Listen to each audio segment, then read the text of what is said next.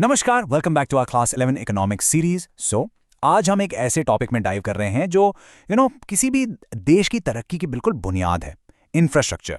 सही मायने में ये किसी भी इकोनॉमी की रीढ़ की हड्डी है और इसको समझे बिना इंडियन इकोनॉमी की पूरी पिक्चर समझना, well, it's almost impossible. Okay, so let's start with a question. एक ऐसा सवाल जो आपके मन में कभी ना कभी जरूर आया होगा। आखिर ऐसा क्यों है कि इंडिया के कुछ स्टेट्स बाकियों से काफी आगे हैं? आप देखिए, पंजाब खेतीबाड़ी में चैंपियन है, महाराष्ट्र इंडस्ट्री में और केरला एजुकेशन और हेल्थ में सबसे आगे। तो इसके पीछे का राज क्या है? चलिए इस एक्सप्लेनर में इसी का जवाब ढूंढते हैं। तो क्या जवाब इस तस्वीर में है? ये चमचमाती हाईवेज, ये बड़े बड़े फ्लाईओवर्स, क्या मॉडर्न इंफ्रास्ट्रक्चर ही डेवलपमेंट का असली रास्ता है? हाँ, बिल्कुल। बेटर रोड्स, पोर्ट्स और कम्युनिकेशन, यही तो वो इंजन है जो किसी भी स्टेट की गाड़ी को आगे ले जाते हैं। तो चलिए एक नजर डालते हैं कि आज हम क्या क्या कवर करने वाले हैं। हम शुरू करेंगे बिल्कुल बेसिक से कि इंफ्रास्ट्रक्चर होता क्या है। फिर हम देखेंगे इकोनॉमिक और सोशल इंफ्रास्ट्रक्चर में क्या फर्क है। उसके बाद हम एनर्जी और हेल्थ सेक्टर्स में थोड़ा डीप डाइव करेंगे, उनके चैलेंजेस और रिफॉर्म्स को समझेंगे और आखिर में बात करेंगे आगे के रास्ते की। Right then, let's get into our first section. आखिर ये इंफ्रास्ट्रक्चर है क्या, और ये एक मॉडर्न इकोनॉमी की नींव, उसकी फाउंडेशन कैसे बनता है? बहुत सिंपल शब्दों में, इंफ्रास्ट्रक्चर वो सारी सपोर्टिंग सर्विसेज हैं जिनके बिना इंडस्ट्री, एग्रीकल्चर या बिजनेस चल ही नहीं सकते। इसमें आपकी सड़कें, बिजली, स्कूल्स, हॉस्पिटल्स, यहाँ तक कि बैंक्स भी आते हैं। बेसिकली ये वो पूरा सिस्टम है, वो ढांचा है जिसके ऊपर एक इकोनॉमी खड़ी होती है और आगे बढ़ती है। अब देखिए, इंफ्रास्ट्रक्चर को हम जनरली दो मेन हिस्से में बांट सकते हैं। आप इन्हें डेवलपमेंट के दो सबसे मजबूत स्तंभ, टू स्ट्रॉन्ग पिलर्स, मान सकते हैं। पहला है इकोनॉमिक और दूसरा है सोशल इंफ्रास्ट्रक्चर। लेट्स सी कि इनमें फर्क क्या है। देखिए, एक तरफ है इकोनॉमिक इंफ्रास्ट्रक्चर। इसमें आती हैं वो चीजें जो सीधे सीधे प्रोडक्शन को बूस्ट करती हैं, जैसे एनर्जी, ट्रांसपोर्ट, कम्युनिकेशन। इनके बिना फैक्ट्री नहीं चल सकती। दूसरी तरफ है सोशल इंफ्रास्ट्रक्चर। यहां आती है एजुकेशन, हेल्थ, हाउसिंग। ये चीजें क्वालिटी ऑफ लाइफ को बेहतर बनाती हैं। पर सच तो ये है कि ये दोनों एक दूसरे के बिना अधूरे हैं। आप सोचिए, अच्छे स्कूल्स नहीं होंगे तो पावर प्लांट्स चलाने के लिए इंजीनियर्स कहां से आएंगे, राइट? चलिए अब इकोनॉमिक इंफ्रास्ट्रक्चर के सबसे इंपॉर्टेंट कंपोनेंट की बात करते हैं, एनर्जी सेक्टर। क्योंकि बिजली के बिना कुछ भी नहीं हो सकता। ना फैक्ट्री चलेगी, ना किसान के पंप सेट तक पानी पहुंचेगा। तो चलिए देखते हैं कि इस जरूरी सेक्टर में हमारे सामने क्या क्या चैलेंजेस हैं और क्या सुधार किए जा रहे हैं। Just look at this number, 56%। ये 2001 सेंसस का डाटा है, जिसके मुताबिक इंडिया के गांव में, रूरल हाउसहोल्ड्स में सिर्फ 56% घरों में ही बिजली का कनेक्शन था। सोच के देखिए, इसका मतलब है कि देश के लगभग आधे गांव अंधेरे में जी रहे थे। और ये सिर्फ अंधेरा नहीं था, ये डेवलपमेंट की दौड़ में पीछे रह जाना था। और उस नंबर की असली जमीनी हकीकत यह है, आज भी गांव में महिलाएं एनर्जी के लिए बायोफ्यूल्स पर डिपेंडेंट हैं, जैसे लकड़ी, गोबर के उपले या खेत का कचरा। इससे ना सिर्फ उनका कीमती वक्त और मेहनत बर्बाद होती है, बल्कि जो धुआं निकलता है उससे उनकी सेहत पर कितना बुरा असर पड़ता है। तो आखिर हमारे पावर सेक्टर में प्रॉब्लम क्या है? वेल, सबसे पहले हम जितनी जरूरत है उतनी बिजली बना ही नहीं पा रहे। दूसरा, जितनी कैपेसिटी हमने बनाई है हम उसका पूरा इस्तेमाल नहीं कर पा रहे। फिर आती है एक बहुत बड़ी समस्या, T&D लॉसेस। इसका मतलब है कि बिजली प्लांट से घर तक आने में ही लॉस हो जाती है, कुछ टेक्निकल रीजन से और काफ़ी बिजली चोरी की वजह से। इनके अलावा हमारे स्टेट इलेक्ट्रिसिटी बोर्ड्स की खस्ता हालत और रॉ मटेरियल की कमी भी बहुत बड़ी चुनौतियां हैं। लेकिन ऐसा नहीं है कि हम कुछ कर नहीं रहे।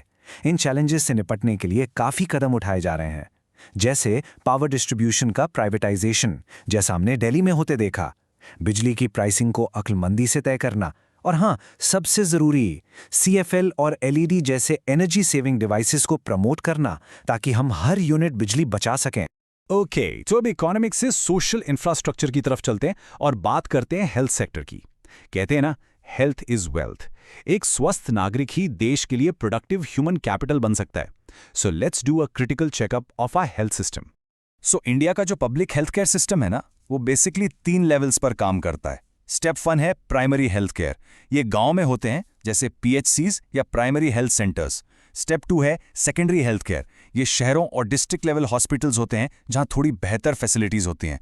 और स्टेप 3 है टर्शियरी हेल्थ केयर। इसमें एम्स जैसे बड़े स्पेशलाइज्ड इंस्टीट्यूट्स आते हैं, जहां सबसे कॉम्प्लेक्स बीमारियों का इलाज होता है। अब जरा इस नंबर पर गौर कीजिए। दुनिया के 17% आबादी इंडिया में रहती है, लेकिन दुनिया भर की बीमारियों का 20% बोझ अकेले इंडिया उठाता है। इसे कहते हैं ग्लोबल बर्डन ऑफ डिजीजेस। ये एक मिसमैच है जो साफ बताता है कि हमारे हेल्थ सिस्टम पर प्रेशर कितना ज्यादा है। तो ये ग्लोबल बर्डन ऑफ डिजीज या GBD आखिर है क्या? Basically, GBD is an indicator used by experts to gauge the number of people dying prematurely due to a particular disease, as well as the number of years spent by them in a state of disability owing to the disease. यानी ये सिर्फ ये नहीं गिनता कि कितने लोग मरे, बल्कि ये भी देखता है कि बीमारी की वजह से एक इंसान ने अपनी जिंदगी के कितने प्रोडक्टिव साल डिसेबिलिटी में गुजार दिए। सोचने वाली बात है कि हमारे हेल्थ सिस्टम में इतनी बड़ी कमियां क्यों हैं? सबसे बड़ी प्रॉब्लम है अर्बन रूरल डिवाइड। देश के 80% हॉस्पिटल्स शहरों में हैं, जबकि ज्यादातर आबादी गांव में रहती है। मतलब आपको अच्छा इलाज मिलेगा या नहीं, ये इस पर डिपेंड नहीं करता कि आपको बीमारी क्या है, बल्कि इस पर कि आपका एड्रेस क्या है। इसके अलावा प्राइवेट सेक्टर हावी है, जो बहुत महंगा है, साफ सफाई की कमी है, और महिलाओं की सेहत जैसे हाई मैटरनल मोर्टेलिटी एक बहुत ही गंभीर चिंता का विषय है। लेकिन हर चैलेंज के साथ एक अपॉर्चुनिटी भी आती है, और इस सेक्टर में वो है मेडिकल टूरिज्म। विदेशों से लोग इंडिया आ रहे हैं क्योंकि यहाँ उन्हें सस्ता और हाई क्वालिटी इलाज मिलता है। जस्ट इमेजिन 2016 में 2 लाख से ज़्यादा विदेशी यहाँ मेडिकल ट्रीटमेंट के लिए आए। ये एक बहुत तेज़ी से बढ़ता हुआ सेक्टर है, जिससे देश को फॉरेन एक्सचेंज भी मिलता है और जॉब्स भी क्रिएट होती हैं। तो हमने एनर्जी सेक्टर को देखा, हेल्थ सेक्टर को देखा, और हमने ये समझा कि इंफ्रास्ट्रक्चर, चाहे इकोनॉमिक हो या सोशल, देश के विकास के लिए कितना ज़रूरी है।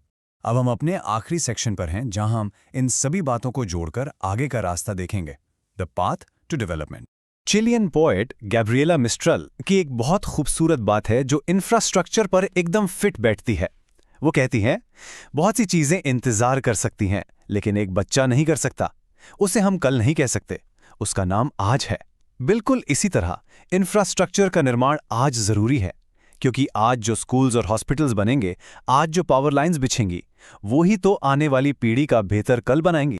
ठीक है, अब कुछ सवाल आपके लिए। थोड़ा सोचिए इन पर। इस पूरे एक्सप्लेनर के बाद आपको क्या लगता है, इंडिया के पावर सेक्टर की सबसे बड़ी समस्याएं क्या हैं? हमारे हेल्थ केयर सिस्टम की सबसे बड़ी कमियां क्या हैं, खासकर एक आम आदमी के लिए? और महिलाओं का स्वास्थ्य एक इतनी गंभीर चिंता का विषय क्यों बना हुआ है? इन पर विचार जरूर करिए। और जाते जाते एक आखिरी और सबसे बड़ा सवाल, इंडिया के फ्यूचर के लिए इन दोनों में से क्या ज्यादा जरूरी है, इकोनॉमिक इंफ्रास्ट्रक्चर या सोशल इंफ्रास्ट्रक्चर? मतलब रोड्स और पावर प्लांट ज्यादा जरूरी हैं या स्कूल्स और हॉस्पिटल्स? या फिर क्या ये एक चॉइस है ही नहीं? क्या एक ही सिक्के के 2 पहलू हैं? अपना जवाब एक सॉलिड रीजन के साथ कमेंट्स में जरूर लिखिएगा। अगले एक्सप्लेनर तक पढ़ते रहिए, सोचते रहिए।